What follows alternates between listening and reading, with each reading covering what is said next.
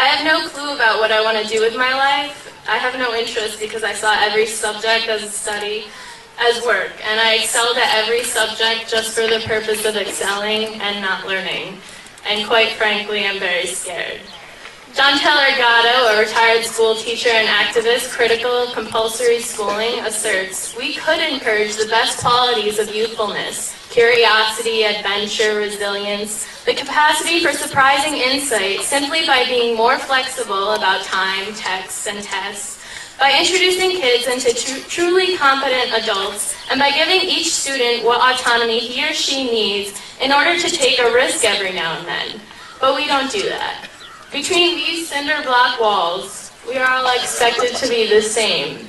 We are trained to ace every standardized test, and those who deviate and see light through a different lens are worthless to the scheme of public education, and therefore viewed with contempt. H.L. Mencken wrote in the American Mercury for April 1924 that the aim of public education is not to fill the young of this species with knowledge and awaken their intelligence. Nothing could be further from the truth. The aim is simply to reduce as many individuals as possible to the same safe level, to breed and train a standardized citizenry, to put down dissent and originality. That is the aim in the United States. To illustrate this idea, doesn't it perturb you to learn about the idea of critical thinking? Is there really such a thing as uncritically thinking? To think is to process information in order to form an opinion. But if we are not critical when processing this information, are we really thinking? Or are we mindlessly accepting other opinions as truth? I must retrain myself and constantly remember how insane this ostensibly sane place really is. And now here I am in a world guided by fear, a world suppressing the uniqueness that lies inside each of us. A world where we can either acquiesce to the inhuman nonsense of corporatism and materialism or insist on change. We are not enlivened by an educational system that clandestinely sets us up for jobs that could be automated, for work that need not be done, for enslavement without fervency for meaningful achievement. We have no choices in life when money is our motivational force. Our motivational force ought to be passion, but this is lost from the moment we step into a system that trains us rather than inspires us. We are more than robotic bookshelves, conditioned to blurt out facts we were taught in school. We are all very special. Every human on this planet is very special. So aren't we all deserving of something better? Of using our minds for innovation rather than memorization, for creativity rather than futile activity, for rumination rather than stagnation? We are not here to get a degree, to then get a job so we can consume industry-approved placation after placation. There is more and more still. The saddest part is that the majority of students don't have the opportunity to reflect as I did. The majority of students are put through the same brainwashing techniques in order to create a complacent labor force working in the interests of large corporations and secretive government. And worst of all, they are completely unaware of it. I will never be able to turn back these 18 years. I can't run away to another country with a different education system, perhaps meant to enlighten rather than condition. This part of my life is over, and I want to make sure that no other child will have his or her potential suppressed by powers meant to exploit, his or her potential suppressed by powers meant to exploit and control. Every country on earth at the moment is reforming public education. There are two reasons for it. The first of them is economic. People are trying to work out, how do we educate our children to take their place in the economies of the 21st century? How do we do that? Given that we can't anticipate what the economy will look like at the end of next week, as the recent turmoil is demonstrating. How do we do that? The second, though, is cultural. Every country on earth is trying to figure out, how do we educate our children so they have a sense of cultural identity and so that we can pass on the cultural genes of our communities while being part of the process of globalization. How do we square that circle? The problem is they're trying to meet the future by doing what they did in the past. And on the way, they're alienating millions of kids who don't see any purpose in going to school. When we went to school, we were kept there with a story, which was if you worked hard and did well and got a college degree, you would have a job. Our kids don't believe that. And they're right not to, by the way. You're better having a degree than not, but it's not a guarantee anymore. And particularly not if the route to it marginalizes most of the things that you think are important about yourself. Some people say we have to raise standards as if this is a breakthrough. You know, like, really, yes, we should. Why would you lower them? You know, I mean, I haven't come across an argument that persuades me of lowering them. But raising them, of course we should raise them. The problem is that the current system of education was designed and conceived and structured for a different age. It was conceived in the intellectual culture of the Enlightenment and in the economic circumstances of the Industrial Revolution. Before the middle of the 19th century, there were no systems of public education. Not really. I mean, you could get educated by Jesuits, you know, if you had the money. But public education, paid for from taxation, compulsory to everybody and free at the point of delivery, that was a revolutionary idea. And many people objected to it. They said it's not possible for many street kids, working class children, to benefit from public education. They're incapable of learning to read and write, and why are we spending time on this? So there's also built into it a whole series of assumptions about social structure and capacity. It was driven by an economic imperative of the time, but running right through it was an intellectual model of the mind, which was essentially the Enlightenment view of intelligence. That real intelligence consists in the capacity for a certain type of deductive reasoning and a knowledge of the classics originally, what we come to think of as academic ability. And this is deep in the gene pool of public education, that there are really two types of people, academic and non-academic, smart people and non-smart people. And the consequence of that is that many brilliant people think they're not, because they've been judged against this particular view of the mind. So we have twin pillars, economic and intellectual. And my view is that this model has caused chaos in many people's lives. It's been great for some. There have been people who've benefited wonderfully from it. But most people have not. Instead, they suffer this. This is the modern epidemic, and it's as misplaced and it's as fictitious. This is the plague of ADHD.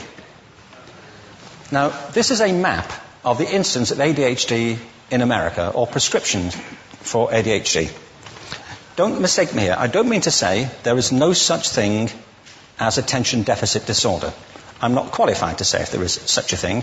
I know that a great majority of psychologists and paediatricians think there is such a thing. But it's still a matter of debate. What I do know for a fact is it's not an epidemic. These kids are being medicated as routinely as we had our tonsils taken out. And on the same whimsical basis, and for the same reason, medical fashion. Our children are living in the most intensely stimulating period in the history of the earth. They're being besieged with information and calls for their attention from every platform, computers, from iPhones, from advertising holdings, from hundreds of television channels. And we're penalizing them now for getting distracted. From what? You know, boring stuff at school, for the most part. It seems to me it's not a coincidence totally that the incidence of ADHD has risen in parallel with the growth of standardized testing. Now, these kids are being given Ritalin and Adderall and all manner of things, often quite dangerous drugs, to get them focused and calm them down. But according to this, attention deficit disorder increases as you travel east across the country. People start losing interest in Oklahoma.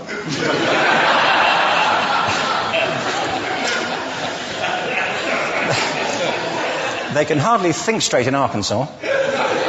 And by the time they get to Washington, they've lost it completely. And there are separate reasons for that, I believe. It's a fictitious epidemic. If you think of it, the arts, and I don't say this exclusively of the arts, I think it's also true of science and of maths, but I say about the arts particularly because they are the victims of this mentality currently, particularly.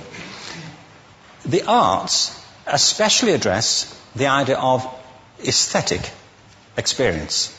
An aesthetic experience is one in which your senses are operating at their peak, when you're present in the current moment, when you're resonating with the excitement of this thing that you're experiencing, when you are fully alive.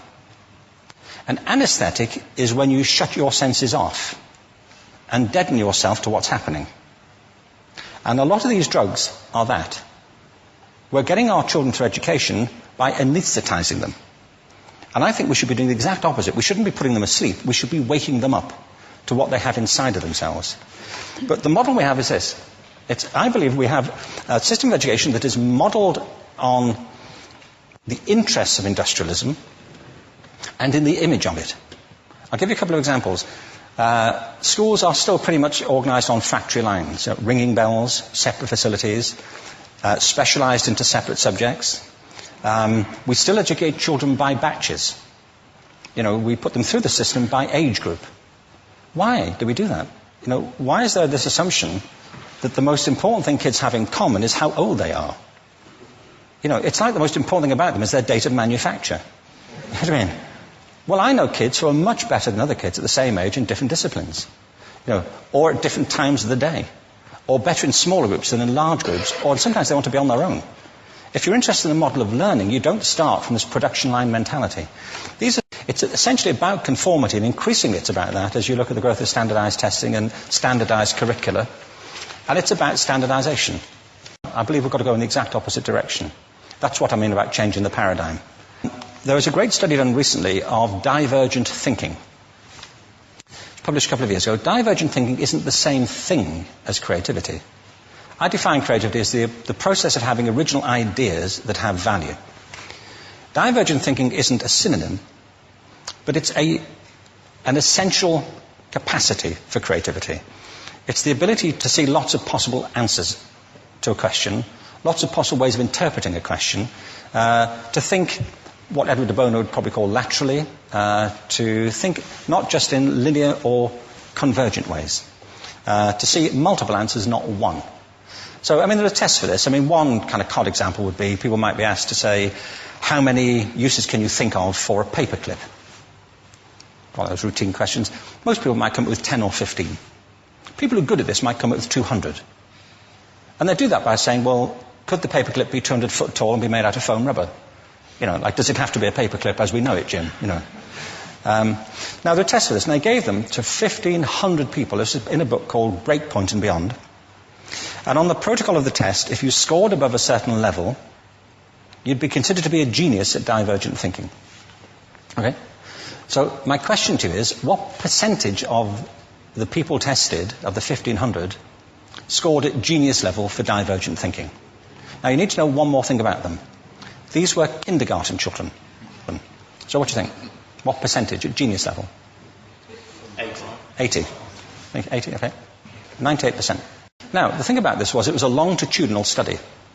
So they retested the same children 5 years later, ages of 8 to 10. What do you think? 50?